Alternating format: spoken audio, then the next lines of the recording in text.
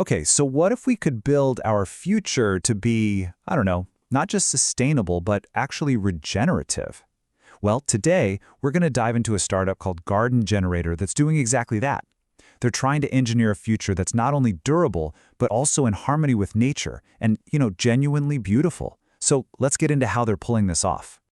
So this right here, this is pretty much Garten-Generator's mission in a nutshell. And it's such a powerful place to start, right?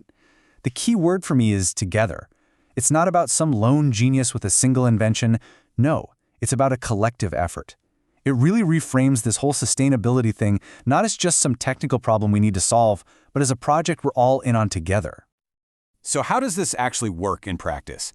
Well, you can think of Garten-Generator as having two jobs. On one hand, they're like a megaphone, They're out there shouting from the rooftops about these amazing, groundbreaking, sustainable ideas. But on the other hand, they're also a toolkit. They offer real, hands-on help, consultancy, to actually turn those big ideas into something real.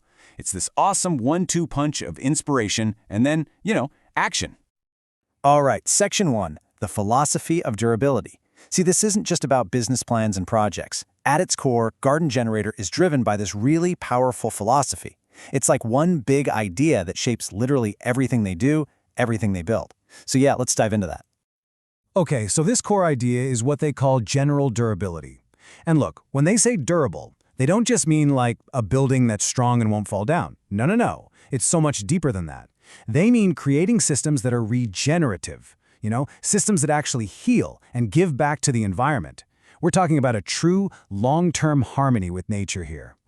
So a big idea like general durability is great, but how do you actually apply it? Like, what are the rules? Well, they created a framework for it, and it's called the General Durability Matrix.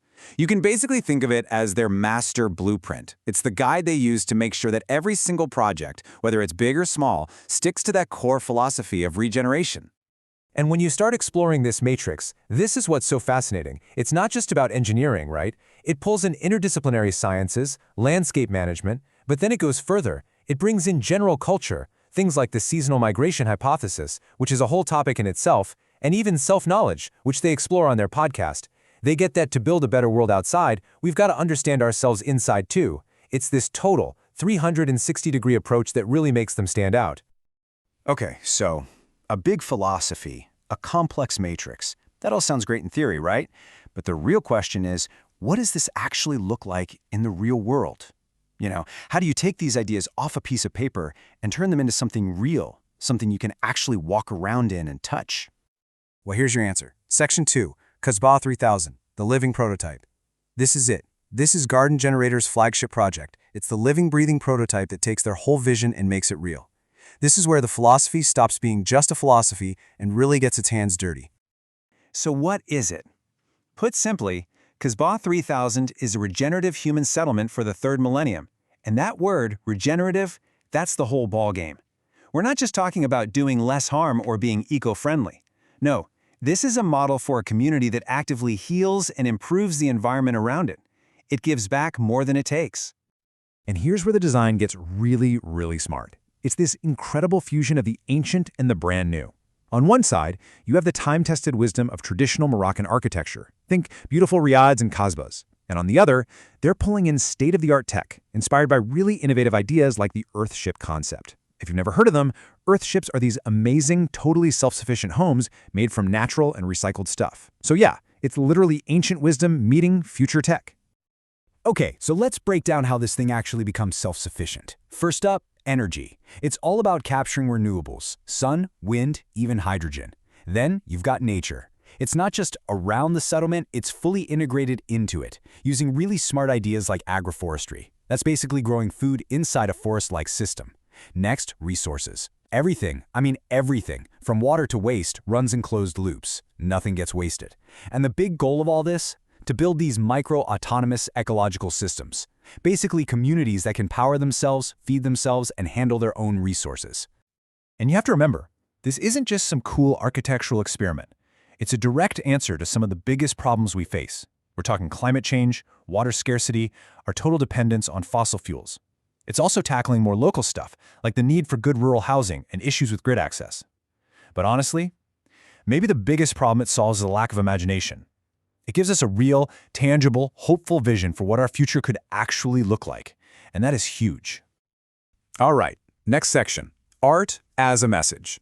Because look, building a hopeful future, that takes more than just good engineering and science, right? To get people to really believe in a different way of living, you have to connect with them on an emotional level. You got to speak to the heart. And for Garten-Generator, that's where art comes in. Yeah, so a huge part of their strategy is communicating their vision without even using words. They lean on the universal languages of art and beauty to get their message across. The whole point is to make their ideas something you can feel, not just something you understand intellectually. It's about showing, not just telling. And this quote from the founder just nails it. Art and beauty are important to sustainability. They inspire and bring hope to the heart people. It perfectly explains why this matters so much. See, art and beauty aren't just, nice decorations you add on at the end. They're an essential ingredient. Why? Simple. They inspire hope. And let's be real, without hope, nobody's going to do the hard work it takes to actually build a better future. And this isn't just talk either. They really put this into practice. For example, they work together with local Moroccan artisans and handcraftsmen to create these absolutely beautiful wooden products. It's just a perfect example of their whole approach, isn't it? It's blending that big, global vision for the future with a deep, genuine respect for local, traditional craftsmanship. Okay, Section 4, Framing a Brighter Future. So when you pull all of these different threads together, the deep philosophy, the real-world prototype, that commitment to art, you start to see the whole picture. It's not just a collection of ideas. It's a practical framework for building a truly brighter future. And the person who's guiding this whole vision, well, he has a pretty unique title. He doesn't call himself a CEO or a director. He calls himself the framer of the project. And I think that's a perfect description, really. His job isn't to micromanage. It's to create the frame, the structure, that allows everyone else to see this better future and then, actually start building it. And in the end, this is what it's all about. This is the ultimate vision. It's about generating a habitat where durability becomes a reality and the well-being of our future customers can be guaranteed. The goal isn't just to talk a good game about durability, it's to create a place where it's a real, lived experience. A place where the well-being of people, today and for generations down the line, isn't just a hopeful goal, but an absolute guarantee. And that really leaves us with one last powerful question to think about. Garten-Generator has given us a blueprint for a regenerative home, right? So if we can do all this, if we can blend ancient wisdom with future technology to build a single settlement, what else can we build? What could we create for all of humanity if we just started thinking this way on a bigger scale?